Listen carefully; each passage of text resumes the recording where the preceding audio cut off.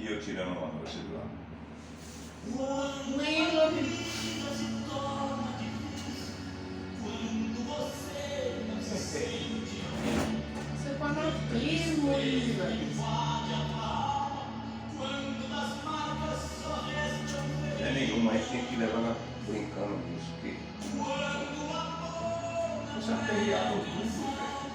quando o mundo te deixa de lado e o coração explode na dor, é hora de Lá já tá, né? Já tá gravando? Já desde o exame.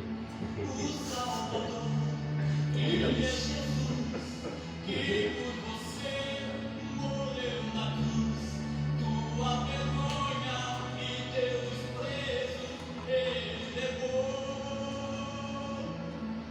Carrega a tua cruz juntinho dele e a força dele te torna capaz. O amor que o mundo não te deu, Jesus te dá.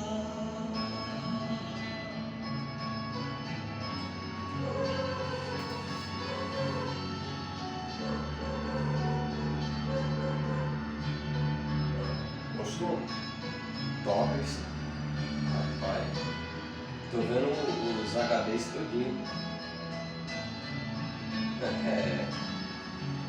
Vamos lá. Um dia vai vir o meu, se Deus quiser. Só espero que venha antes desse aqui estourar todinho. Comprar no dia. Quando a vida se Se eu quiser, eu já compro agora, se eu quiser, eu compro agora a música, cara. invade a tua alma, quando das marcas só restam feridas, Gosta tanto da música, né? É bom. quando o amor não é alcançado, quando o mundo te deixa de lado e o coração explode na dor, é hora de ter o Salvador. O Salvador, ele é Jesus, que por você morreu na cruz, tua vergonha e teu desprezo. Queridos amigos do programa E a Bíblia Responde, Rádio TV Burim, no ar. Estamos gravando também o nosso vídeo para o YouTube. Estamos iniciando nesta noite um assunto de suma importância, chamado predestinação e livre arbítrio. Predestinação e livre arbítrio. Como é um tema muito apaixonante, muito polêmico, combinei com meu amigo Washington que nós vamos fazer uma introdução um pouco longa, né? Dentro da possibilidade do nosso tempo. Se não for possível terminar o assunto hoje, que provavelmente não vamos terminar, não é mesmo?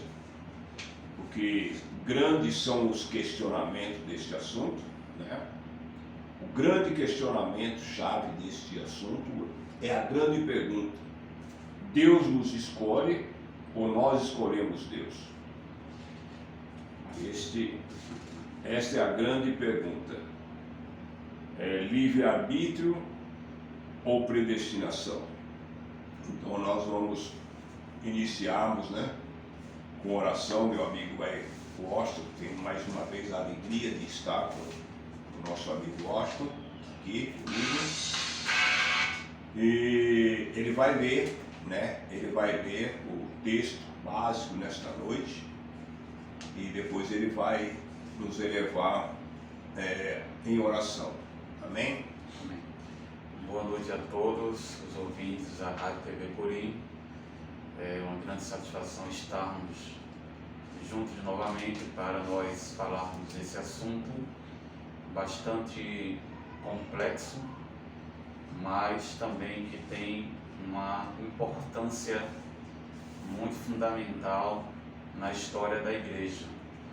E nós queremos ler aqui o texto base na Epístola de Paulo aos Efésios, no capítulo 1, e versículo 4 e 5.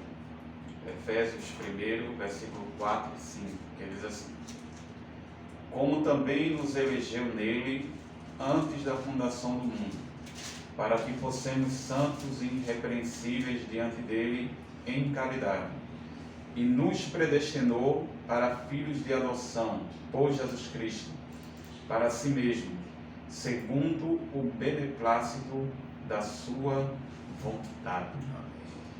Vamos orar nesse momento, em nome de Jesus, oremos. Querido e eterno Deus, estamos nesse momento, Senhor, na Tua presença, Pai, Te agradecendo por tudo que Tu tem feito por nós durante o decorrer desse dia.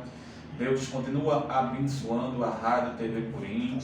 Abençoa, Senhor, aqui o Teu filho, o pastor Esdras Norberto, que está na frente, Senhor, desse projeto. Abençoando todos os Teus filhos, Senhor, que participam deste projeto de forma direta e de forma indireta. Deus, continua abençoando a comunidade primitiva Purim, Senhor. Deus eterno, abençoa todos os Teus filhos que estão nos ouvindo através da Rádio TV Purim, como também aqueles, Senhor, que vão também nos assistir no YouTube. Continua com a Tua mão estendida, abençoando todos os Teus servos, em nome de Jesus. Amém. Amém. Glória a Deus.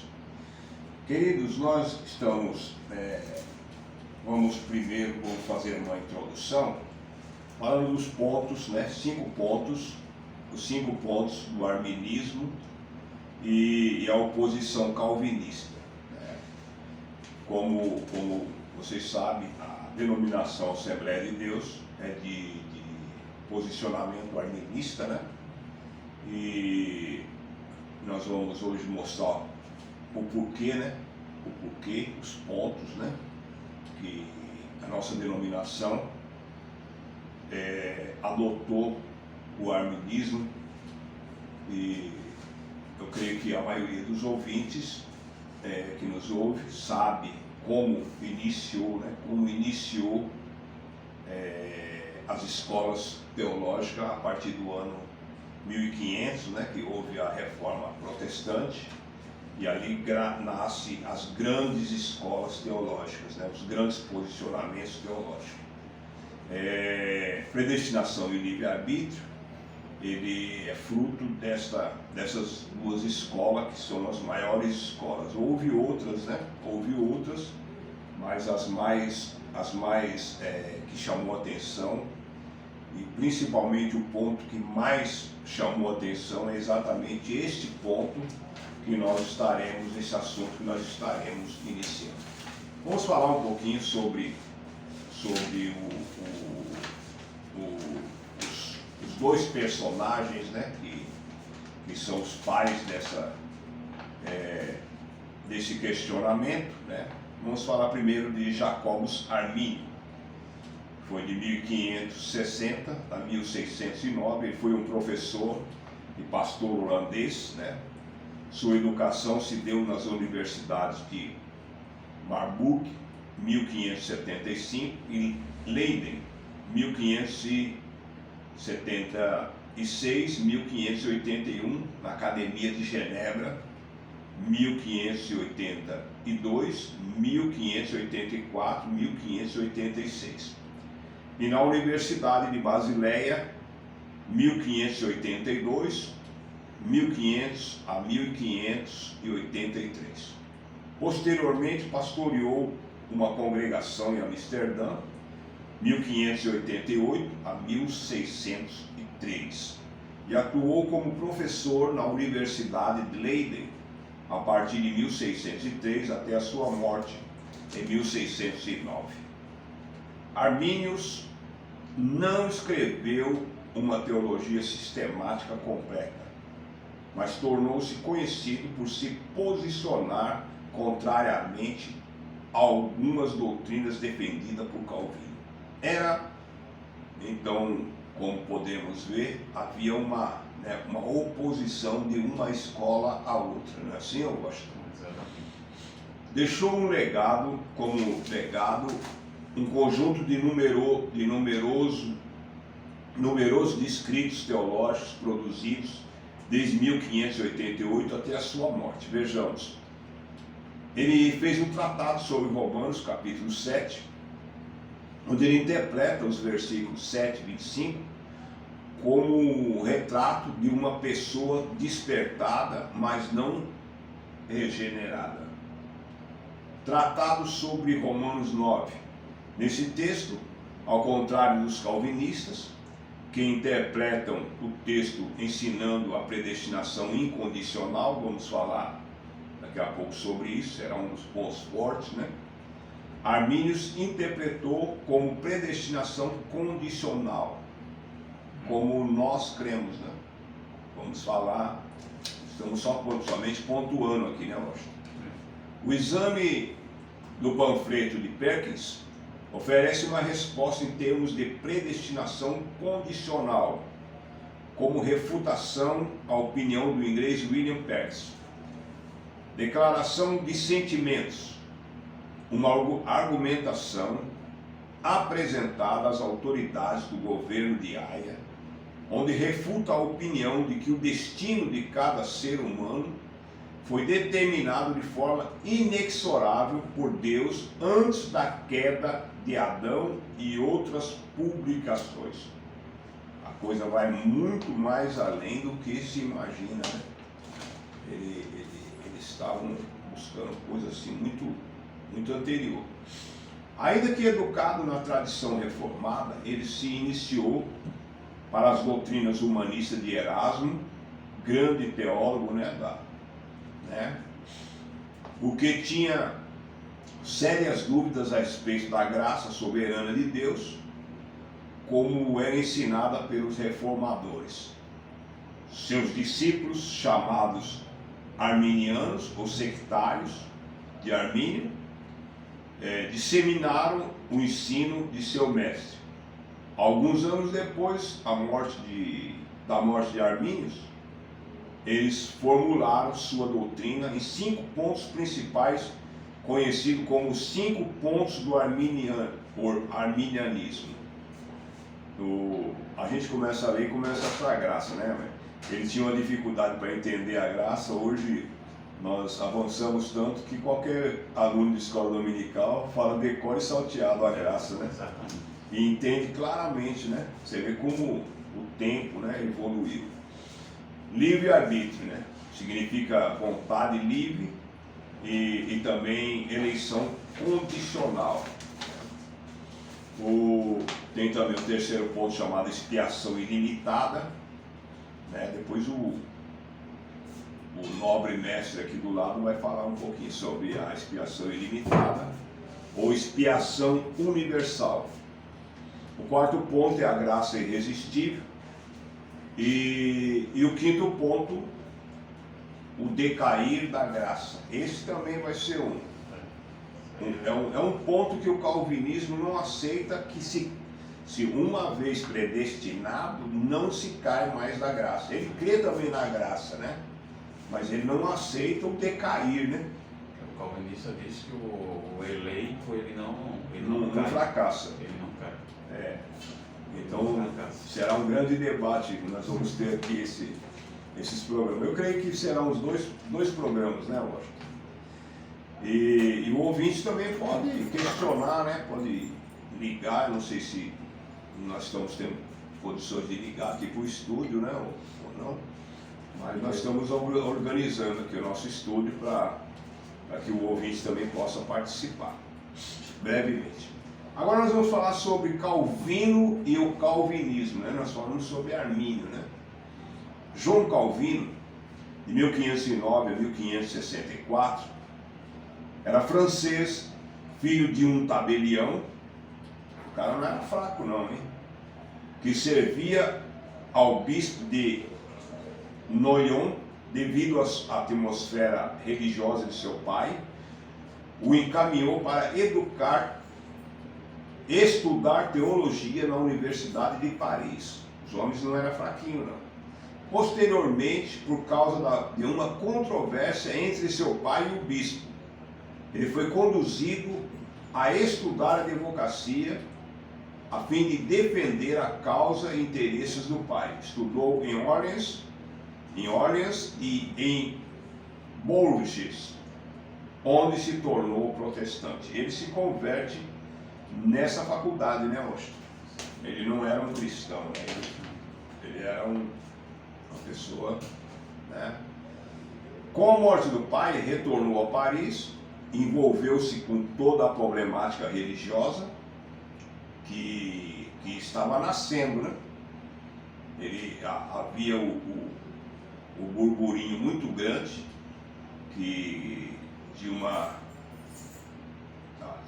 eu acredito que era uma novidade muito grande, né, rapaz? Os homens se libertarem do catolicismo, né, que imperava na época, para uma leitura, né, e uma leitura das escrituras de uma forma bem racional, né? Porque o catolicismo dominava e era tudo baseado na tradição dos papas, né? Uhum. E aqui nasce dois homens questionando as escrituras, né? Exatamente. Vamos lá. Dirigiu-se à Itália, posteriormente a Genebra, Suíça, onde fixou-se. Nessa cidade publicou aos 26 anos de idade as Institutas da Religião Cristã, 1536, que representa o grande marco da teologia e da doutrina reformadas e presbiterianas, né? É aqui que nasce a denominação presbiteriana, né? Essa obra passou por 5 edições, expandindo-se a partir de um pequeno volume, com 6 capítulos, até atingir uma volumosa obra com 79 capítulos, que são as Institutas, né? Muito conhecida, né? Além disso, Calvino escreveu comentários sobre 23 livros do Antigo Testamento, sobre todos os livros do Novo Testamento, exceto o Apocalipse, né? Assim como panfletos devocionais, doutrinários e de polêmica. Além de disseminação das suas obras, seus pensamentos teológicos, sociais e políticos têm influenciado cristãos e não cristãos desde os do século XVI. É muito tempo, hein? E é uma coisa que não morre, né? Essa discussão, essas duas escolas não morrem nunca, né? Porque parece que é a base das denominações, né? Como pastor e administrador da cidade de Genebra, ele fundou uma academia que produziu grande influência na Europa. A Academia de Genebra oferecia ensino gratuito para as crianças e também cursos superiores, sendo medicina e teologia aos principais. Os principais, né? Além da vanguarda de disponibilizar ensino público, Calvino implantou meios para melhoria de renda, serviço médico a domicílio, banheiros públicos e leis que refletiam princípios da Bíblia. Era uma coisa muito, uma evolução grande, né? Não havia banheiros públicos na época, né? E ele como médico, né? Ele luta por esse benefício, né? Para mim é uma novidade, eu não sabia que o banheiro público nasceu através de Calvino. Na verdade, Calvino foi o grande sistematizador da reforma, pois reuniu a doutrina bíblica como nenhum outro homem fez.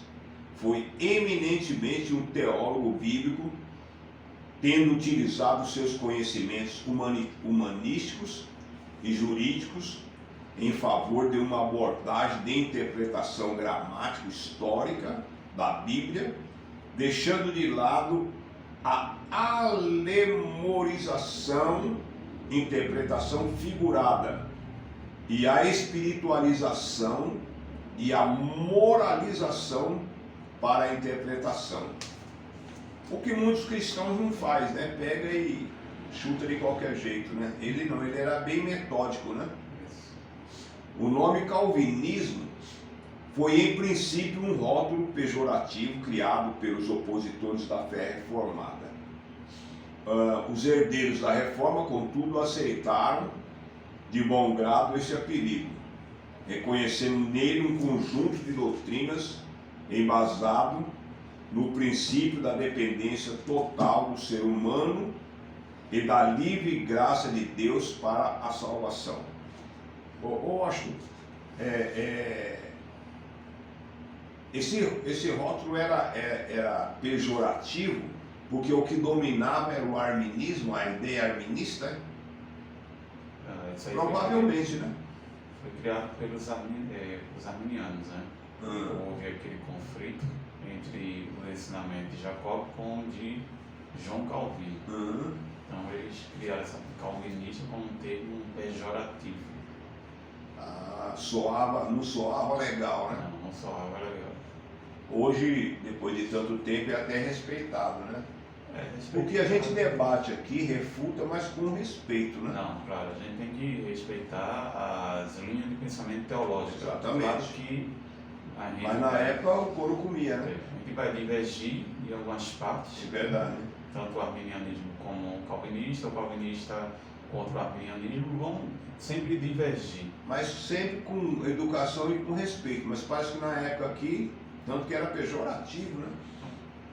Então é uma demonstração do que o couro comia, né? No nosso linguajar mais popular, né? Porque todo o debate teológico, onde na época houve esse debate aí com relação à salvação, à soberania de Deus e o livre-arbítrio, todos os debates devem ser colocados dentro de uma educação, né? Não pode Verdade. estar afrontando ninguém, Confrontando, né? porque a gente não é detentor E também não de todo leva nada, né, conhecimento. Washington? Não leva nada também, a gente não conhece tudo, né? Não conhece tudo, Paulo exatamente. diz que aquele que pensa saber alguma coisa não sabe como convém saber. Verdade. Então, 5 versos 5. Ao contrário do que muitos pensam, não foi João Calvino que escreveu os 5 pontos do calvinismo. Interessante isso aqui também, né? Esses 5 pontos foram formulados pelo Sinodo de Dort, Sinodo esse convocado pelos Estados Gerais da Holanda e composto por um grupo de 84 teólogos.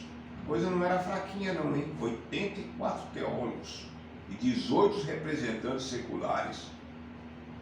Representante secular, rapaz, participando de debate teológico. Mas era sério, né? Porque eles emitiam documentos, né? tudo registrado, tudo Registrado, documentado. documentado. Entre eles estavam 27 delegados da Alemanha, Suíça, Inglaterra e outros países da Europa reunidos em 154 sessões, desde 13 de novembro de 1618 até maio de 1619. Vê que coisa. Cerca de 50 anos após a morte de Calvino. Interessante isso aqui, né? O cara já tinha morrido e eles ainda estavam lá. Durante 7 meses, os 5 pontos formulados pelos arminianos foram examinados à luz da Bíblia. O resultado obtido demonstrou que eles eram irreconciliáveis com a palavra de Deus. Daí surgiu o contraponto, os 5 pontos do calvinismo em honra ao grande teólogo francês João Calvino. Interessante, vamos ver os pontos, né? Primeiro ponto, arminianismo, né? Livre-arbítrio. A questão dos pontos, pastor, é bom a gente deixar claro que tanto o arminianismo como o calvinismo fizeram os pontos. Sim. Foi criado esses pontos do arminianismo e o calvinista criou, refutando, dizendo que não tinha base bíblica e tal. Mas a gente sabe que existem textos que mostram, né, Que mostram. que tem. Foi aquilo que eu disse para você.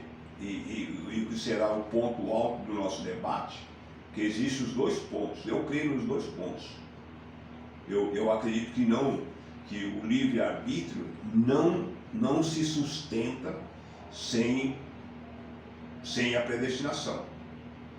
Então eu acho uma tolice se apegar no livre-arbítrio. Foi o que eu falei no início do programa. Deus nos escolhe ou nós escolhemos Deus? Esse será o grande Esse ponto. é o ponto principal aqui. Aí que está, né? Arianismo, né? Livre-arbítrio. O homem, embora debilitado, né, pela queda, não é totalmente incapaz de escolher o bem espiritual e pode exercer a fé em Deus de forma a receber o Evangelho e a se tornar posse da salvação para si mesmo. Esse é o grande ponto do livre-arbítrio dele, né? E o calvinismo refutando a depravação total. O homem natural, o estado natural do homem e de total depravação, havendo total incapacidade do homem para obter ou contribuir a favor de sua própria salvação. Ele refuta a escolha. Ou é predestinado ou então está fora. Porque para o calvinismo, se o homem tem escolha, Deus não pode ser soberano. Esse é um dos pontos também que eles dizem. Porque na visão calvinista, o homem ter liberdade significaria que Deus não é soberano. Só que a gente vê que lá no Gênesis, no princípio, a gente vê que Adão e Eva tinham livre-arbítrio. Eles eram perfeitos e tinham livre vontade. Verdade. Mas a doutrina calvinista, claro que a gente temos os pontos, nem toda a gente entende que tem base. Claro que eles vão refutar e dizer que tem e tal. Mas com relação à soberania, né, eles afirmam, né? Deus não pode ser soberano se o homem for livre. Se o homem for livre, Deus não é soberano. Ele descarta. Ele descarta a soberania de Deus. Ele diz que impede, né? Deus não pode ser soberano se o homem for livre. A gente pega esses textos aqui ou não há necessidade hoje? Acho que não, né? Tocar, né? Como consequência da queda, o ser humano está espiritualmente morto. Considerações, né? Efésios 2:1. Foi o que você leu, né? 2:1 Não. E vos vivificou estando vós mortos em ofensas e pecados. Ah, tá. Aqui fala da morte espiritual, né? Sendo, portanto, incapaz de, pelo seu próprio esforço, crer no Evangelho. Eles creem nessa possibilidade, né? Devido ao pecado. Sua vontade está escravizada, impedida de tomar decisão sábia na esfera espiritual. É preciso mais do que uma simples assistência do Espírito para se trazer um pecador para Cristo. É preciso a regeneração pela qual o Espírito vivifica o pecador e lhe dá uma nova natureza. É nisso que eu creio. A fé não é algo que o homem dá ou contribui para a salvação, mas é pela própria parte do dom divino da salvação. É o dom de Deus para o pecador e não o dom do pecador para Deus.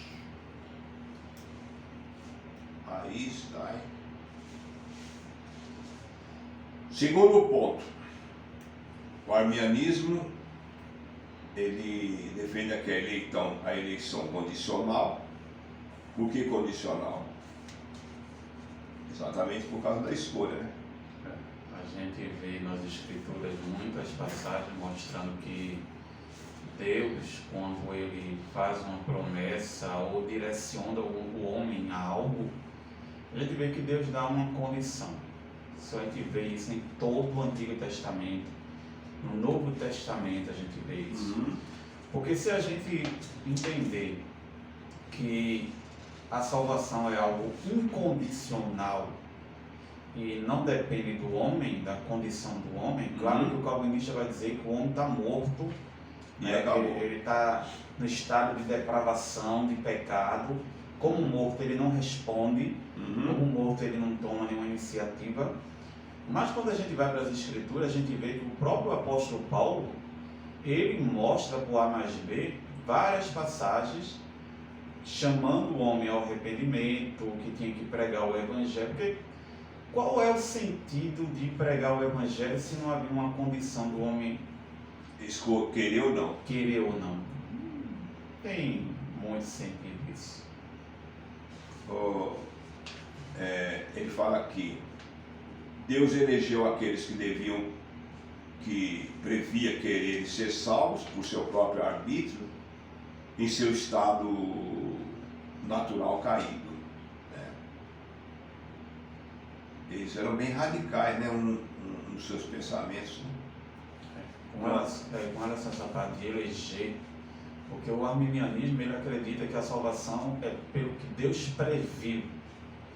Deus olhou na história e viu se a pessoa ia aceitar ele ou não. Em última instância, a gente sabe que Deus tem um conhecimento total de todas as coisas. Exatamente. Deus ele é onisciente, então Deus sabe quem vai se salvar, quem vai se perder. Ele tem todo o conhecimento disso. Então o arminianismo... Quem somos nós para penetrar no pensamento de Deus? Né? Então o arminianismo ele se baseia nessa parte, que como Deus conhece, ele prevê, né? E ele sabe quem vai se salvar e quem não vai se salvar. Então baseado nisso ele elegeu. Já o calvinista diz que Deus elegeu pela sua escolha, antes de tudo, e não por uma decisão que o homem ia tomar. É um assunto muito Polêmico demais, né? A eleição incondicional. Como o homem é morto no pecado, ele é incapaz de iniciar a resposta a Deus. Portanto, Deus, desde a eternidade, antes da fundação do mundo, elegeu certas pessoas para a salvação. Certas pessoas. Somente por aqui você percebe, dentro do pensamento calvinista, que há uma ideia de injustiça. Por que aquele ali sim e aquele lá não? De acordo com o calvinista, eles dizem que Deus não estava sob a obrigação de salvar ninguém. Como o homem estava em estado de depravação, em última instância o homem merecia a condenação, o inferno, porque ele pecou. Então eles entendem que Deus não age com acepção se ele escolhe determinadas pessoas, né, para serem eleitas, e determinadas pessoas ele descarta, porque ele diz que todos estavam debaixo da condenação. Mas é difícil entender. A salvação não se baseia na capacidade do homem. Ele anula totalmente o poder de escolha, né? Ele diz que o homem é a questão da depravação, né? Como o homem é depravado, ele está em pecado, morto espiritualmente, então ele não tem condição de escolher. Então ele anula totalmente. Ele diz que a escolha é feita por Deus, é Deus quem faz, que em última instância é Deus quem coloca a fé e a escolha para o homem escolher. Né?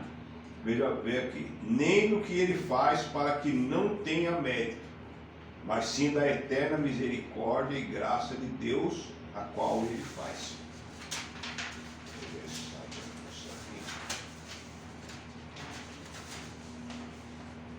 Isso aqui é um assunto para gente grande, né? Acho, vou dar uma paradinha aqui, vamos continuar aqui no terceiro ponto. Vamos ler também as considerações aqui, mas eu quero fazer o seguinte comentário. A maioria dos pastores não entra nesse assunto por medo de ser refutado e não ter o que falar, ou por preguiça mesmo de entrar numa pesquisa assim. Lamentavelmente, a maioria das igrejas pentecostais, ela não tem aquela historicidade de buscar conhecimento. A história, né? Buscar o conhecimento, né? Ao contrário das igrejas reformadas. Reformadas são mais... As igrejas reformadas, elas buscam lá o conhecimento, teologia. Claro que hoje os pentecostais têm se despertado uns anos para cá e tem muitos teólogos bons pentecostais. Correto. Eu, particularmente, embora eu seja pentecostal, mas eu tenho uma preferência mais pelos teólogos reformados, porque eles têm um conhecimento, assim, eles buscam assim, um conhecimento muito exaustivo, eles buscam mesmo. Se você pegar uma teologia de um teólogo reformado, uma teologia de um teólogo pentecostal, você vai ver a diferença. Então, o pentecostal, ele está se despertando agora a buscar o conhecimento. E as igrejas reformadas já é coisa antiga, já. Muito antigo, né? Muito antigo. Então, hoje em dia, o que a gente vê é que nos cultos de doutrina mesmo, das igrejas pentecostais, raramente a gente vê alguém falando esse assunto de predestinação. Somente assunto bem raso, né? Só vê aqueles assuntos rotineiros, mas falar sobre predestinação, livre-arbítrio, origem do mal, essas coisas a gente não vê com frequência. A gente vê quando tem um simpósio, né? Simpósio de doutrina, simpósio de ou uma escola bíblica dominical que aborda o assunto, mas nos cultos mesmo, com rotina, a gente não vê. Correto. Vamos continuar aqui. Considerações. A escolha divina das pessoas para a salvação antes da fundação do mundo é decorrente da soberania de Deus. Esta escolha não foi baseada em qualquer mérito ou ação realizada pelo ser humano, tais como obediência, piedade, fé ou arrependimento. Na verdade, Deus é quem dá a fé e o arrependimento a cada pessoa, a quem Ele escolheu. Assim, todas as respostas de fé e de arrependimento que o ser humano apresenta são o resultado e não a causa da escolha divina. Isto é, a salvação não é a escolha que o pecador faz de Cristo, mas a escolha que Deus faz do pecador. Esse é o pensamento calvinista. Esse é o pensamento O calvinista. calvinismo pensa assim, ele anula totalmente a liberdade. O calvinista diz que o homem não é livre, ponto. Avisando os irmãos que estão ouvindo o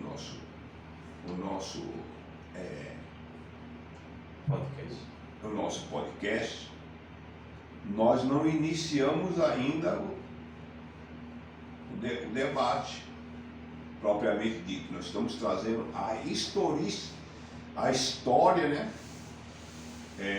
de como começou essa questão.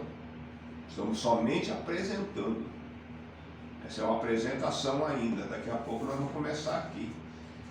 E é interessante, pastor, que tem alguns irmãos assim, que dizem assim, não, essa questão da predestinação não é um assunto relevante e tal. Todos os assuntos bíblicos são relevantes. São relevantes. São importantes. Então, às vezes, quando se fala de predestinação, alguém diz, eu não vejo muito algo que eu vou tirar dessa questão da predestinação. Não vejo. O que é que eu vou tirar disso? Então, às vezes, tem aqueles crentes que não aceitam, não quer muito, mas todos os assuntos bíblicos são importantes. E É importante conhecer, né? Conhecer e ter um entendimento básico de como é essa questão da predestinação. É por isso que uma vez eu estava num certo lugar e chegou um irmão de uma igreja reformada e ele começou a debater com um semelhante, sabe? Sobre a expiação, que a gente vai falar depois sobre a questão da expiação. E ele perguntou, Cristo morreu por muitos ou por todos, os eleitos, e foi um debate, e ele querendo mostrar para mais bem que Cristo morreu por alguns, não são por todos. Então é importante sim o cristão, ele buscar o conhecimento, ele ter uma noção. Correto.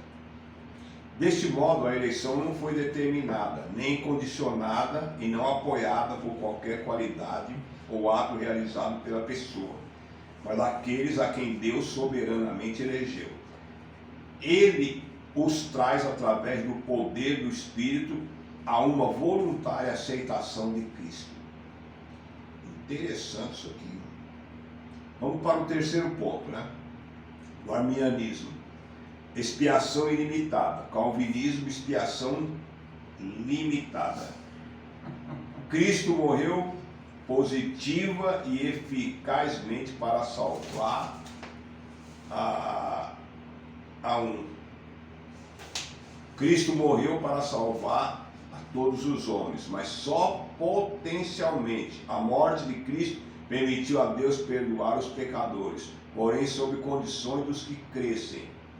Certo número de pecadores que mereciam o inferno, em seu Pai já havia fixado seu amor graciosamente e por eleição.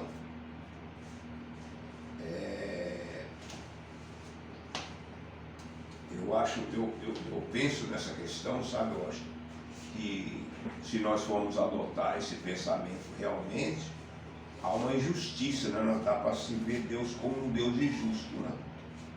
De condenar uma pessoa sem dar chance para ele se... É a mesma coisa de condenar uma pessoa sem dar tempo dele se defender, né? O calvinista, ele, quando a gente toca nesse assunto de sapato, ele diz que Deus não estava sob a obrigação de salvar ninguém. Aí a gente vai lá para o ponto com relação à depravação total. Mas eu não vejo de forma alguma como os calvinistas veem dizer que Deus não vai se fazer acepção de pessoas se ele escolher alguns e outros não. Para mim isso é claramente uma acepção de pessoas. Exatamente. Claro que eles vão citar lá a questão dos anjos, né, que Deus não salvou e tal, mas a questão dos anjos é diferente. A gente até falou aqui num programa sobre isso, sobre a revelação que eles teve. Verdade. Cristo morreu, considerações. Cristo morreu eficazmente, ação que salva definitivamente, apenas pelos eleitos, apesar do valor da sua vida ser infinito. John Bonner. Ele mesmo substituiu na cruz todos os pecadores eleitos por Deus com a sua morte. Cristo concedeu, mediante o Espírito, o dom da fé como garantia da salvação. Sua morte tem poder para perdoar e salvar todos quanto Deus quiser, mas a eficácia dela recai apenas sobre os eleitos. É impressionante, rapaz. É o pensamento calvinista. É radical demais, né? Morreu pelos eleitos, pronto. Morreu só por uma classe de pessoas. O pensamento não tem. Então aqueles textos, né? Aquele texto lá da Bíblia, porque Deus amou o mundo de tal maneira que Deus. Esse mundo, entre aspas, né? Ou aquela passagem que Paulo fala que Deus deseja que todos os homens salvem. Nós vamos daqui a pouco começar. Quarto ponto, o arminianismo. A graça é irresistível e o calvinismo, a graça é irresistível. Quando o Espírito Santo inicia a obra de trazer uma pessoa a Cristo, ela pode resistir eficazmente e frustrar os seus propósitos. O Espírito Santo não pode dar. O calvinista, ele acredita que Deus, quando se trata da obra do Espírito Santo em convencer o pecador, o homem não pode resistir. Não pode resistir. Já o arminianismo diz que o homem pode chegar.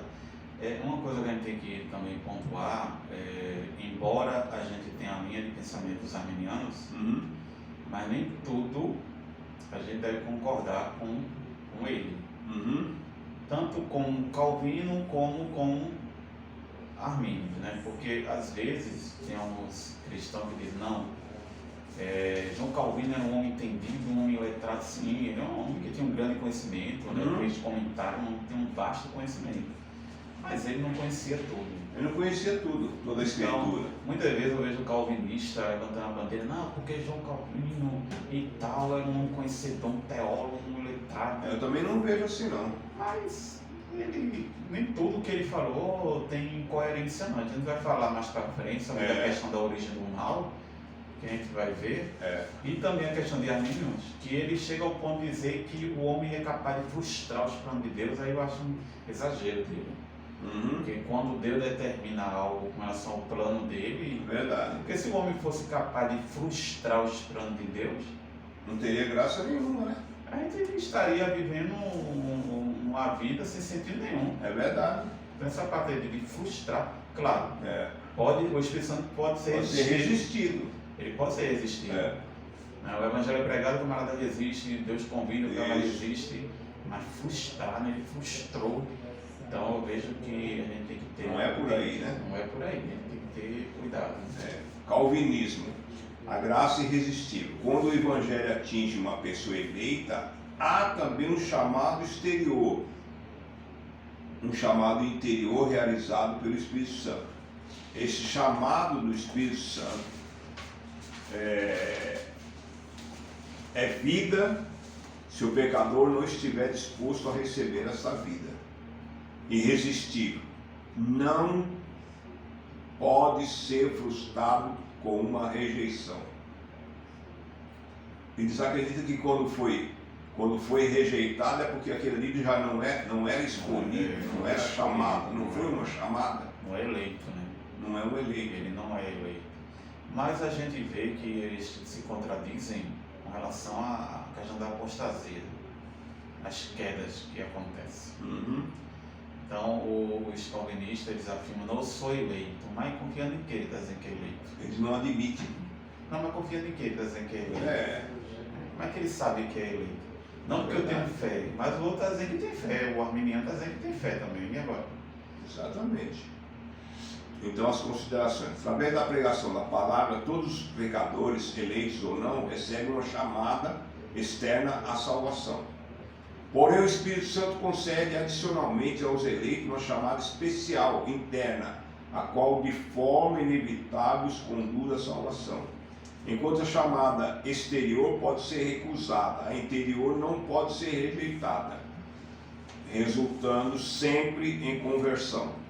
É um convite recusado, decorrente de uma graça que é invencível. Assim, essa chamada interna não é, por um lado, limitada em sua aplicação pelo ser humano, nem por outro lado, cooperada por ele. Ai, ai, ai. Impressionante esse quinto ponto aqui, viu? O arminianismo, o que pensa? Cair da graça. O homem salvo pode perder a salvação. Esse é um dos pontos também cruciais. Esse é o ponto forte aqui, né, da questão. Porque tem aqueles que dizem, né, Agora, como que eles devem ficar perguntando, como é que pode, se ele era salvo e ele acabar perdendo a salvação, né? Polêmico isso aí. Polêmico. É muito polêmico essa parte aí. Da salvação em relação a perder, né? Porque os arminianos, eles acreditam na questão do... Que não perde. Não, que pode perder, os arminianos. Né? Os calvinistas que dizem que não perde. Que não perde. Que isso Deus determinou, está determinado. Claro que tem alguns calvinistas que refutam a ideia. Se eu aceitei Jesus, né? Por exemplo, a grande refutação do calvinismo. Se eu aceitei Jesus, mas lá no meio do caminho, algum fator interno ou externo me levou a deixar de crer naquela fé. Aí eu vou tomar minha cerveja, arrumar umas morenas das pernas grossas, e não quero mais saber desse negócio. E aí? Eu continuo salvo? Aí ele vai dizer que a pessoa nunca foi salva. Aí tem uma outra história em cima daquela história. Exatamente. Ele vai dizer que o cara nunca foi eleito. Né?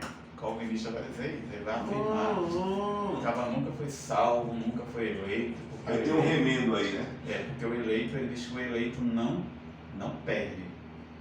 Eles afirmam que o eleito não cai. Nós vamos refutar daqui a pouco essas ideias aqui.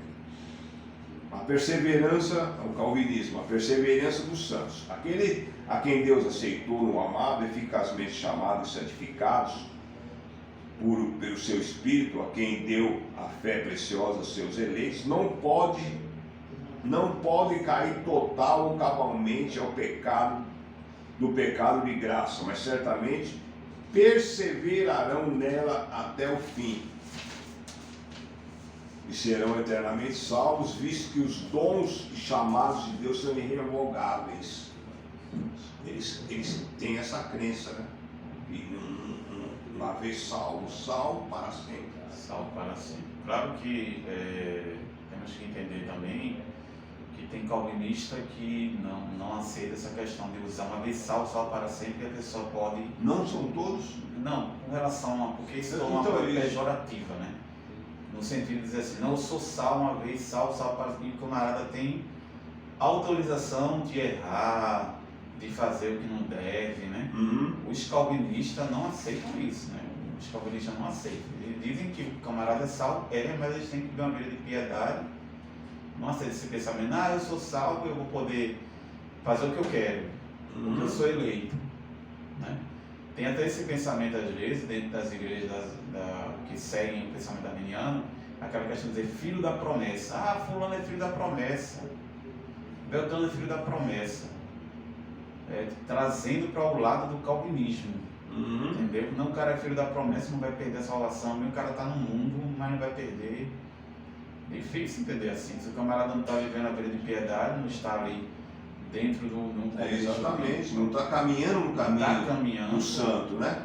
Não Sem a santificação ninguém verá o Senhor. Não está obedecendo as orientações de que Paulo fala sobre a questão de viver uma vida de santidade, uma vida de piedade, e o camarada dizer que o camarada é salvo. Assim é muito bom, né? Deus me coloca lá num bom lugar, né? Assim, qual é o sentido das exortações dos apóstolos, de Paulo, de Isso. Tiago, de Pedro? Não faz sentido nenhum. Não faz sentido E até nenhum. as profissões de fé, tudo. As advertências, É, a questão da santidade, dizer o que não pode fazer e pode e tal. isso. Qual vai ser o sentido disso se o camarada é eleito e pronto e acabou e não vai perder? Tem sentido. Não é por aí, né? As considerações finais aqui. Todas as pessoas escolhidas por Deus recebem o Espírito Santo e a fé e são salvas. Isso é um processo irreversível. O processo que acontece é chamado por Paulo de adoção de filhos. Aquilo não era para mim, mas ele providenciou para mim. É igual adotar um filho, né? Não era filho meu, mas eu adotei. Você agora faz parte da minha família. Isso chama-se igreja, né?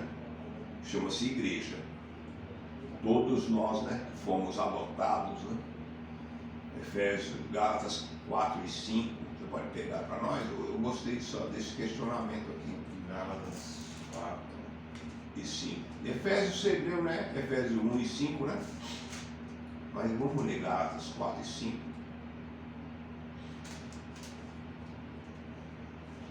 Para remir os que estavam debaixo da lei, a fim de recebermos a adoção de filhos. A adoção de filhos. Adoção de filhos. No meu primeiro programa aqui nesse curso, eu falei sobre poder de filho. Foi o primeiro programa nosso aqui. E foi muito bom. Embora não gravamos, mas não vamos repetir, nós vamos depois trazer poder de filho novamente. Efésios 1 e 5 foi aquele, né, que nós iniciamos com o texto áureo, né? Texto áureo.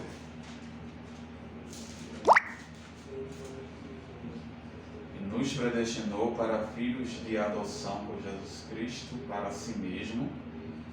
Não, a gente não leu essa parte, né? Segundo o beneplácito da sua vontade. Foi. A gente leu. Leu sim. 4 e 5. Foi. Exatamente. Assim, uma vez adotados na família de Deus através de Cristo, não existe a possibilidade de deixar de ser filho. Elas são guardadas e mantidas na fé pelo poder de Deus, que é o Todo-Poderoso, para guardá-las até o fim. Como a obra de Cristo na cruz foi completa, não dependendo da contribuição humana, então não é preciso cooperação alguma para guardar a salvação. Mas ainda sendo Deus onisciente, o perdão que é concedido é de toda uma vida, pois o futuro não está encoberto para ele. Logo, o salvo em Cristo recebeu perdão pleno, o que lhe concede perseverança segura da salvação. É aí onde vem aquela ideia o seu nome escrito no livro da vida antes da fundação do mundo, né? Da fundação do mundo. É, Porque o calvinista ele diz que o eleito ele persevera até o fim. Uhum. Se o camarada ele caiu, ele nunca foi eleito. Nunca foi Ele não eleito. admite a possibilidade. Agora isso é um pensamento muito incoerente, porque o camarada, ele tem gente que recebeu o Espírito Santo, Uhum. foi batizado, recebeu o Espírito Santo. Deus pode batizar, a pessoa pode receber o Espírito Santo não sendo cristão. Uma É pessoa incoerência, né? coerente. Você vê lá o escritor aos Hebreus no capítulo 6, quando ele fala a questão da apostasia, ele Uhum. fala disso, que provou o dom celeste, que recebeu, foi participante. Lá em Hebreus 6, né? O camarada é participante, É. provou. Aí o calvinista diz, não, aquelas pessoas ali nunca foram eleitas. Não havia nem o sentido, o termo que nós chamamos de apóstatas da fé, né? Não faria sentido. Não faria sentido. Não faria sentido essa questão de aposta da fé. Porque já que na visão Já não tinha calvinista, fé? na visão calvinista, o eleito, ele não pode se apostatar. É Exatamente. difícil esse entendimento, porque sempre parte dessa premissa. Por isso a grande incoerência, né? Porque sempre partir disso aí, a gente vai entender. E aquelas pessoas que receberam o Espírito Santo, eram batizadas, receberam o dom que o escritor fala? Eram pessoas não crentes? Como é que pode isso? Exatamente. Ao longo dos anos, a teologia sistematizada por Calvino sofreu, através de seus seguidores, um desenvolvimento das suas ideias. Isso começou pelo próprio Calvino, quando ampliou as ideias das institutas originais. O desenvolvimento continuou nas elaborações de suas confissões calvinistas, Catecismo de Heidelberg, Canônicos de Sinódo de Dort, Confissões de Fé de Westminster, Declaração de Savoy, e pelas considerações teológicas concebidas por vários teólogos nos pontos que Calvino havia abordado vagamente ou se omitido. Lembre sempre que não se trata de inventar doutrina, mas de fundamentações seguras e interpretações das Escrituras. Fazer teologia é saber aplicar, sabe, coerentemente os princípios da palavra revelada por Deus, a realização que estamos vivenciando. Assim a teologia continua sendo a vida da igreja. Louvado seja o Senhor por sua infinita graça. Ninguém vai se tomar tanto tempo, né, falando coisa que mesmo que ao ponto de ser refutado por brincadeira, né? É aquilo que nós estávamos falando sobre as parábolas, né? Que graça teria Jesus de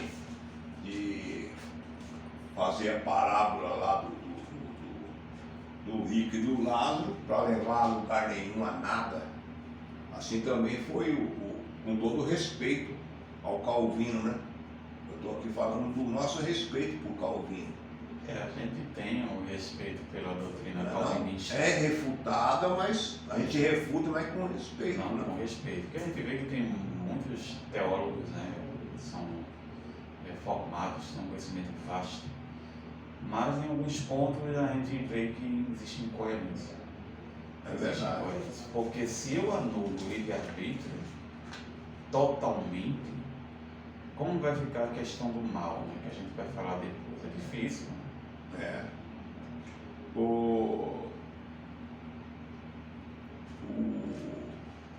Nós vamos passar para a parte do estudo propriamente dito, né? Propriamente dito, predestinação significa determinar o futuro, tá? Ou prever o futuro antecipadamente, né? É o predestino, né? Assim? Eu acredito, eu acho que a maioria da cristandade crê que Deus nunca predestinou individualmente ninguém para a salvação, tampouco para a perdição. Concorda comigo, hoje? Queria que você falasse um pouquinho sobre isso aí.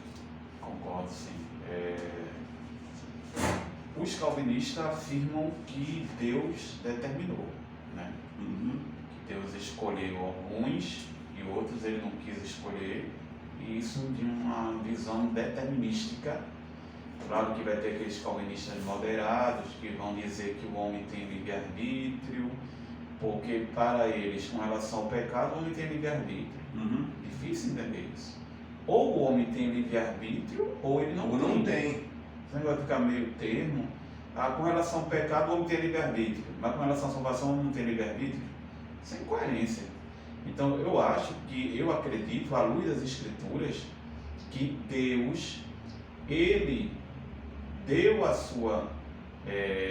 questão da salvação, a oportunidade a todos. A todos.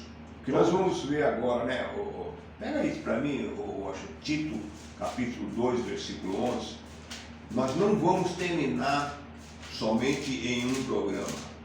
O debate é muito profundo e nós não vamos ter pressa, não. Agora nós vamos explicar todinho ele, né, Rocha?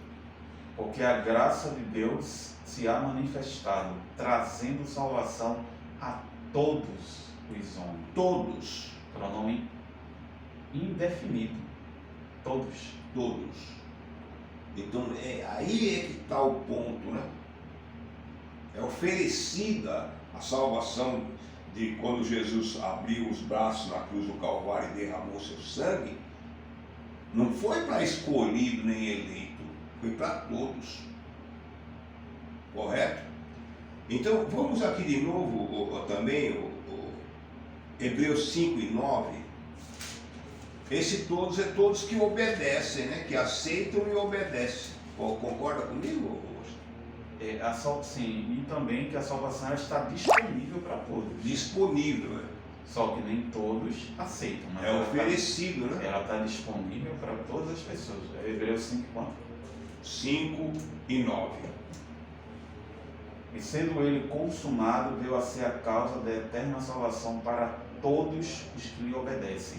A todos que lhe Obedecem.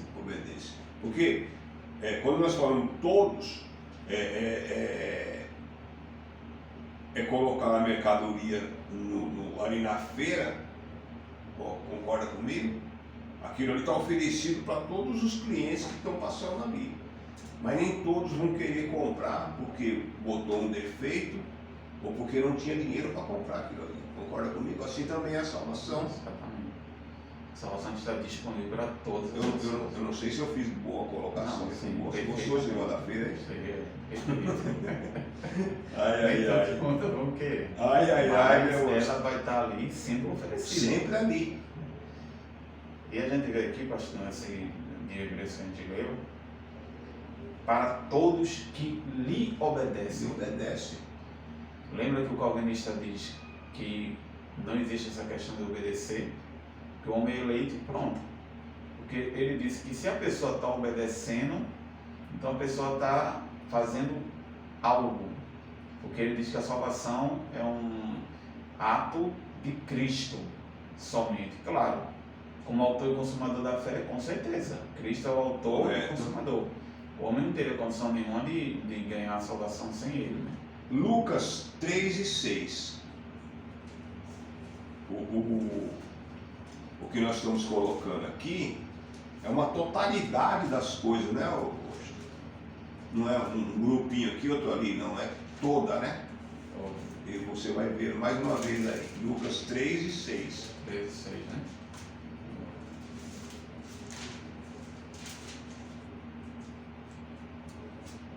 E toda a carne verá a salvação de Deus. Toda verá a salvação de Deus. Vê? A extensão não é esse aqui pode, aquele ali não pode. Por favor, Washington, Salmo 89, 23.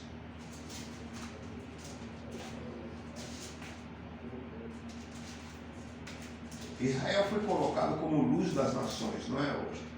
A nação para glorificar e mostrar, trazer o Messias, né? E mostrar os poderes e a glória de Deus. Concorda comigo? Mas Deus tem lá, tem um versículo lá uma profecia que ele fala assim: me pede, eu te darei as nações. Acho que é Salmo 2. É 2, né? É uma profecia ali, né? Não, hoje. Mas meu filho, Hoje te gerei, né? Salmo 2. Então esse negócio aí que Deus não tinha interesse nas nações é furado, né?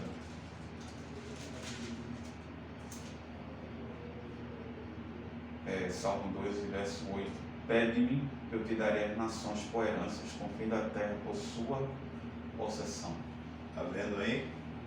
Só que os calvinistas, quando eles interpretam esse texto, ele vai dizer que a salvação é para todas as nações, mas só os eleitos Então naquela nação. de cada nação. É impressionante, hein, rapaz. Não é para todos de forma geral. Pega É o para Levi- todos de forma genérica. Pega o 98 e 23 aí, por favor. Salmo 98. 98, Salmo. É, Salmo 98 e 23. Vamos ligar até o 9. Eu acho que eu errei alguma coisa aí, né? Devo ter errado. Perante os olhos das nações, né? Eu devo ter falhado alguma coisa aí. Então vamos para Isaías 52 e 10, né? Isaías 52.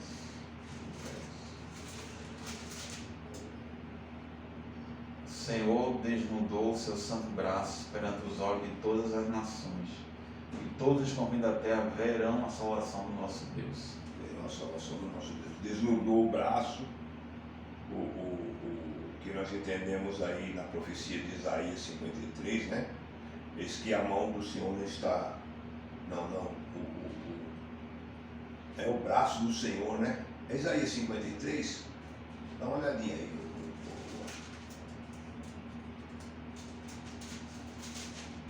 Não sei se é Isaías 53. Isaías 53, aqui atrás. 53. Quem deu crédito à nossa pregação? É. Quem deu crédito à nossa pregação e a quem se manifestou o braço do Senhor? Esse braço do Senhor é o próprio Cristo, né? O braço do Senhor. Estou corroborando com aquele outro texto lá, Exatamente. né, não? Então Jesus vem para a salvação de todos e de toda a nação. Então, 3 tipos de predestinação. E provando que ele não predestina ninguém individualmente, sempre em grupo, sempre, entendeu? Apesar de nós, cada um, tem um texto lá fora que nós daremos conta de nós mesmos a Deus, né? Existe a individualidade no cuidado, em cuidar da nossa salvação, mas de uma forma geral, generalizada, você tem que pertencer àquele grupo para ser salvo. Concorda comigo? Então ele escolheu Abraão, tá? Gênesis 12, de 1 a 4, né? Para formar de Israel uma grande nação, né? E depois ele também determina, aí ele já não escolhe, aí ele determina os ímpios para o inferno, conforme Salmo 9, e versículo de número 17. Você concorda comigo? Salmo 9, verso 17.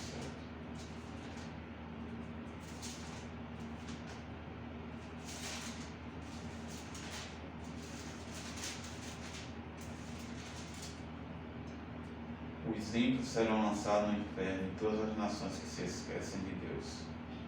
Todos os povos, né? Aí, se esquecem de Deus. Então, aí você percebe logo aí já também o livre-arbítrio, aí se esquecer. Por quê? Porque se você se esqueceu, foi de uma coisa que você estava lembrado. Concorda?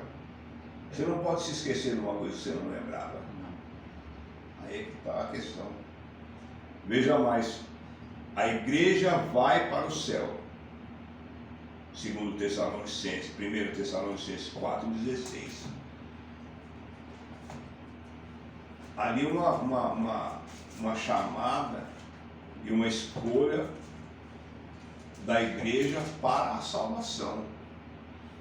Concorda comigo, Augusto? Sim. 4,16 é a primeira Tessalonicenses. Porque o mesmo Senhor descerá do céu com alarido, com voz de arcanjo, com a trombeta de Deus, e os que morreram em Cristo estarão primeiro. Deus escolhe a igreja para a salvação. Austin, eu queria que você falasse um pouquinho por que nós não acreditamos na predestinação fatalista, na escolha individual para a salvação. Deus escolhe. Olha, foi você. Você falasse um pouquinho sobre isso.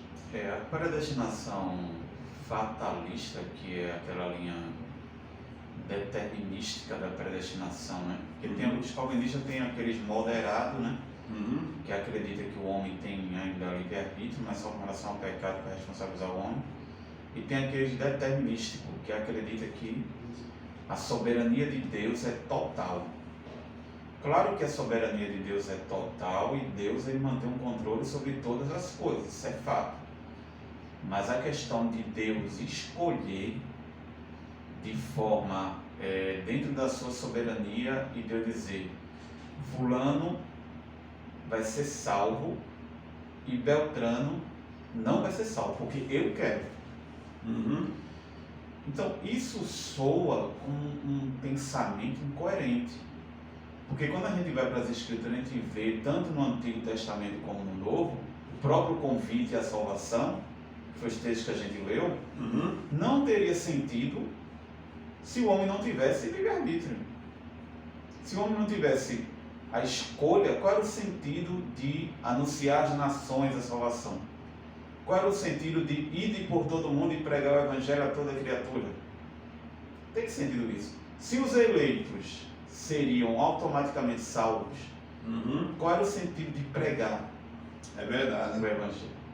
Então, essa questão de Deus determinar, e tem mais, o fatalismo, ele chega ao ponto de dizer, ele anula totalmente o livre-arbítrio do homem. Anulando o livre-arbítrio do homem, aí vai ter aquela pergunta: Deus, ele é o autor do pecado? O calvinista vai dizer que não. O calvinista moderado, ele vai dizer que não, que Deus não é o autor do pecado. Mas se o homem não tem um livre-arbítrio, mesmo que limitado, também eu não acredito que o homem tem um livre-arbítrio total. É verdade. Isso aí eu não acredito não, que o homem é livre totalmente, não. Mas ele tem um certo grau de liberdade. Grau esse que ele tinha antes da queda. Verdade. O calvinista ele entra em contradição porque ele diz que se o homem tem um livre-arbítrio, ele vai anular a soberania de Deus. Se Deus é soberano, o homem não pode ter o livre-arbítrio, porque o homem está na depravação total. Só que Adão, ele estava antes da queda em perfeição. Imperfeição. E Deus disse o que para ele? De todas as árvores dos jardins comerás livremente. Para que Mas- aquilo? Mas da árvore do conhecimento do bem e do mal você não vai comer. Qual era o sentido daquilo ali, se o próprio Deus já tinha determinado Que ele não ia comer nada daquilo. que ele ia comer depois que havia a queda, Ou que não ia comer. ou que não ia comer? Então, a questão principal que os calvinistas, claro que eles vão dizer que esse é o problema dos arminianos também, a questão do mal, mas a questão do mal, que a gente vai falar com mais detalhe depois, na visão calvinista, ela é mais problemática do que na visão dos arminianos. Correto. Porque se Deus determinou de forma fatalista todas as coisas, claro que ele vai dizer que Deus não é fatalista, porque fatalista é uma doutrina filosófica que ensina que o homem está à mercê do destino dele.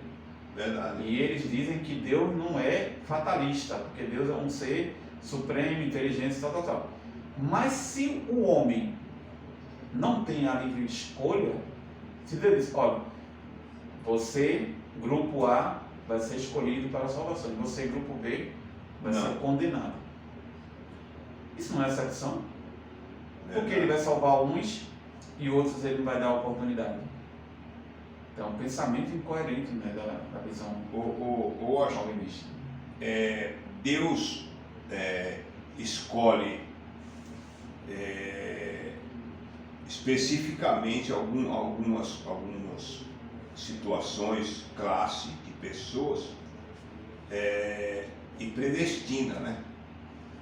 No caso de Israel, ele escolhe Israel todinho para a sua glória, né? Para mostrar às nações o seu poder, né? E trazer a palavra de Deus, manifestar o Messias. Foi de lá que veio o Messias, né? E depois também ele escolhe a igreja para manifestar o Evangelho, levar o Evangelho e para produzir frutos de salvação. É através da igreja, né? Que Deus levantou, muito combatida hoje, mas o Senhor Jesus disse que as portas do inferno não prevalecerá contra a sua igreja, né?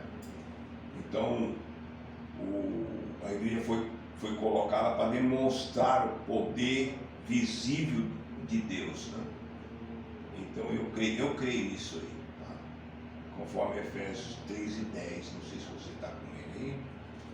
Efésios 3. E depois ele levanta homens com propósito, né? Então não deve confundir aquele tipo de escolha com salvação, né? Escolha para ministério, né? Para uma obra específica. Efésios 3 e 10. Para que agora pela igreja a multiforme sabedoria Pela de Deus, igreja. a multiforme sabedoria de Deus seja conhecida dos principados e potestades dos céus. Não foi pelo hóspede, nem pelo altair, nem pelo pastor, nem pelo missionário consagrado. Foi pela igreja. Plural, né? Plural. Você está na igreja. Você não está individual. Então esse é o tipo de escolha que Deus escolhe. Ele não escolhe individual, fulano de tal. Há alguns casos que ele escolheu, né? Vamos ver lá Jeremias 1 e 5, tem caso, mas não, aqui sai da esfera da salvação, são escolhas para ministérios, né? Para ministério. Então é isso que nós queremos deixar bem claro, porque nós estamos produzindo aí um vídeo que as pessoas vão assistir e vão aprender, né? A diferenciar uma coisa com a outra, né? Jeremias. 1 e 5. Antes que te formasse no ventre, eu te conheci. Tá? E antes que saísse da madre, te santifiquei. Há uma predestinação aí com um propósito, Ana. E as nações te dei por profeta. O que é bom a gente deixar pontuado também, pastor, que Deus, ele conhece todas as coisas. Verdade. Existe um atributo de Deus que é um atributo incomunicável, porque Deus tem alguns atributos que são comunicáveis e incomunicáveis. Correto, A concordo. onisciência de Deus é um atributo incomunicável. Ele não comunica ao homem. Existem alguns atributos de Deus como benignidade, que ele comunica ao homem, mesmo que pouco, mas ele comunica bondade, ele comunica amor, ele Tem comunica até um versículo que fala que ele não faz coisa alguma sem manifestar, né, os seus servos. sem antes profetas. mostrar os profetas. Então, Deus dentro da sua onisciência, porque para Deus, é bom a gente deixar claro, que não existe passado nem futuro. Correto. Para Deus é o eterno agora. Então nada pega Deus de surpresa. Claro que a gente, como a gente é finito, muitas vezes a gente quer entrar nessa questão, como ele pode conhecer e tal. Ele conhece. E o conhecer dele não vai, de forma alguma, neutralizar o livre-arbítrio do homem, É mesmo verdade. que limitado. É bom a gente deixar claro aqui que nós acreditamos no livre-arbítrio limitado. A gente não acredita naquele livre-arbítrio total. Não, o homem é livre, ele é total, ele pode fazer o que ele quer. Não. Porque Deus, quando ele quer, ele intervém no livre-arbítrio e pronto. Conforme o texto áureo que você leu aí, Esse plano estava realizado antes da fundação do mundo. Efésios 1, 4 e 5. O textual, né? Foi o nosso textual.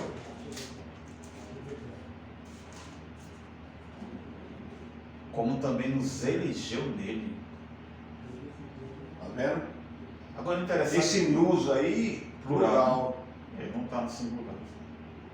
Plural. Por isso que nós não cremos na salvação, na predestinação individual do elemento. Interessante, pastor, que eles pegam aquela passagem de Judas, né? Que Jesus fala que todos que me desse, Jesus mandou ao Pai, todos que me desse estão aqui, menos o filho da perdição. Exatamente. Né? Que tem os calvinistas que dizem que Deus determinou que Judas traísse Jesus. Se Deus determinou que Judas traísse Jesus, então Judas não tinha livre-arbítrio. Verdade. Então o culpado seria Deus. Ali foi uma escolha dele. Foi uma escolha dele. E a gente vê que o próprio Jesus, quando ele chama os discípulos, Judas estava ali também. Ele chamou Judas também. Judas fazia parte dos 12. Dos 12, e deu o cargo mais importante, porque nenhum ministério coloca principalmente o dinheiro na mão de um elemento que não tem conduta, que não tem princípios, né? Exatamente. Interessante isso aí, realmente. E Judas, ele era responsável pela finança. finança. E da mesma forma que Pedro foi escolhido, João foi escolhido, Judas também foi escolhido. Exatamente. Por que Pedro, essa é a grande pergunta, por que Pedro, depois de negar o Senhor, chora amargamente e Judas resolve se suicidar? Essa que é a questão. Ele teve aquele arrependimento que no original é remorso, ele ficou com remorso que ele fez, mas no lugar de se refugiar em Deus, ele tentou contra a própria vida. Verdade. Ele diz que ele se enfocou, né? Ele tentou se enfocar e caiu. Caiu e se quebrou. Então, é a predestinação aqui que Paulo para plural. Você não vai ver Paulo falando de forma individual. Verdade. Sempre ele vai falar a igreja. A igreja. Nós, né? Nós. Ele vai usar esse termo. Porque é interessante que os calvinistas, aqueles que acreditam na igreja sede, não, eu sou eleito. Não é baseado em que ele está dizendo que é eleito. Verdade. Sabe o que é eleito? Deus disse a você que você era eleito? Viu a incoerência? Aí que está. E tem muita gente que era da igreja batista ou igrejas que seguem a questão da reforma de Calvino e se afastaram da igreja. E aí? Ele nunca foi eleito? Romanos 8, 29, nós vamos confirmar, mas acho que não havia necessidade dessa confirmação. Mas mais uma vez nós vamos bater na tecla que Deus, nós cremos na predestinação, mas no plural, igreja, por favor, 8, 29. Porque o que dantes conheceu, também os predestinou. Os, não é não o predestinou, é os predestinou. Para serem conforme a imagem do seu filho, a fim de que ele seja primogênito entre muitos irmãos. Muitos irmãos. Muitos aqui é um pronome indefinido. Esse mesmo pronome é usado lá na Santa Ceia, que os calvinistas amam aquela passagem, né? Exatamente, rapaz. Que Jesus ele morreu por muitos, não todos. Só que muitos e todos é a mesma coisa. Aí É um pronome indefinido, você não pode definir. E é uma questão, tem gente que quer que a gente penetre no pensamento de Deus, mas o plano da salvação já estava na presciência de Deus, Apocalipse 13 e 8. Não é não, Austin? Apocalipse 13. Já estava no projeto de Deus, né? 13 e versículo 8. E adoraram a todos que habitam sobre a terra, esses cujos nomes não estão escritos no livro da vida do Cordeiro, que foi morto desde a fundação do mundo. desde a fundação do mundo. Aí que está, é a presciência de Deus. Deus sabia que aqueles ali iam aceitar e os que não iam aceitar. Aí os calvinistas entram e dizem que seria meritório, né? Porque eles afirmam que se Deus ele escolheu a pessoa baseado nisso, seria algo meritório. Só que quando a gente vai analisar a questão da fé no Novo Testamento e também no Antigo Testamento, a fé em Deus era uma fé dinâmica. A gente vê que Tiago fala na sua epístola a questão das obras, a fé e as obras. Tiago ele faz um paralelismo e diz que se a pessoa diz que tem fé e não tiver as obras, a fé é morta. A fé do cristão, ela não é uma fé estática, ela é uma fé dinâmica. É isso que os calvinistas, né, eles não compreendem, porque ele diz que o próprio Deus é o autor da fé. Concordo. Que a pessoa não tem a capacidade de aceitar, porque ela está na depravação total. Mas a gente vê claramente que o livre-arbítrio do homem, mesmo que reduzido, dá a ele a capacidade dele escolher. Isso.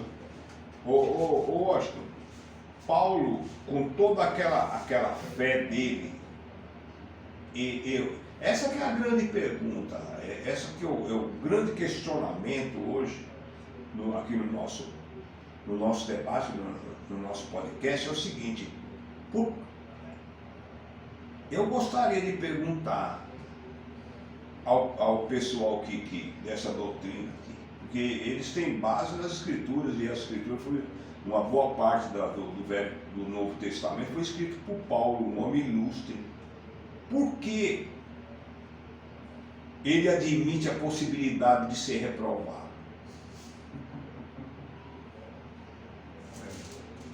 E aí? 1 Coríntios 9, 27, você já está com ele aí bem? 1 Coríntios 9, o atleta cristão. Antes subjugo o meu corpo e o reduzo à servidão, para que, pregando aos outros, eu mesmo não venha de alguma maneira a ficar reprovado.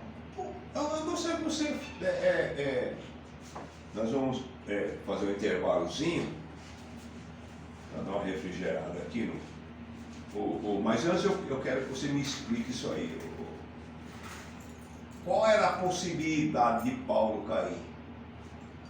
Se ele era eleito, nenhuma, né? Teria sentido nenhum. Ele E fala por assim, que esse questionamento de Paulo? Pregando aos outros, eu mesmo seja. de alguma maneira a ficar, não venha de alguma maneira a ficar reprovado. É o mesmo questionamento de hoje em dia, de muitos pastores que estão no púlpito e quando é daqui a pouco, a igreja é pega de surpresa. O pastor fulano caiu. E aí? E aquilo que ele pregava? Então há possibilidade de cair e perder a salvação. Naquele inteirinho, enquanto a pessoa não se acerta com Deus, ele ser reprovado e perder a salvação, sim senhor.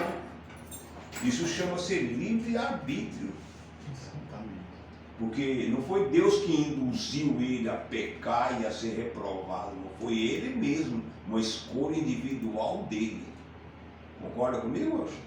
É isso que precisa ficar bem claro aqui no nosso debate, no nosso podcast aqui nessa noite. Só que o calvinista determinístico e mesmo o moderado, ele vai afirmar que tudo já foi determinado por Deus. Não existe essa possibilidade. Não existe, porque eles dizem que Deus determinou. Se o camarada, ele era um ministro da igreja e ele cai, transgride, o calvinista, mesmo o moderado e o determinístico, ele vai dizer que ele caiu porque Deus determinou que ele caísse. Absurdamente, né? Coloca uma música, por gentileza, ô Juninho. Nós vamos dar um tempinho aqui, um intervalo, né? Se quiser dar um tempo lá em cima também aqui. É muita glória.